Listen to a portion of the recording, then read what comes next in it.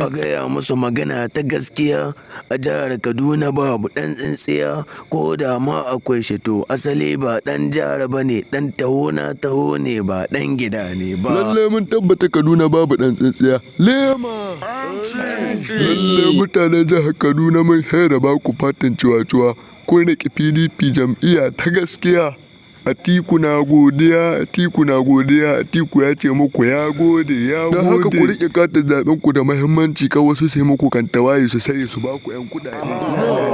Dan ba ƙara ba mu sakewa mun ba. To ma dallar kun ka gane gaskiya, dama zaɓe na cancanta shine zaɓe, ba wai zaɓen da za a zo a baka wasu kuɗi sai ka zaɓi mutum ya zo ya ta yawo bai ma zama ƙasa bisa halin da kuke ciki ba. Ka yi sabo, ka sai ta gaskiya wai riko gare ta kamar garwashi take. Amma da yadda Allah baba Atiku ya shirya riƙon gaskiya, ya shirya kuma in Allah yadda zai kawo sauyi a cikin ƙasar ga tamu ta Najeriya.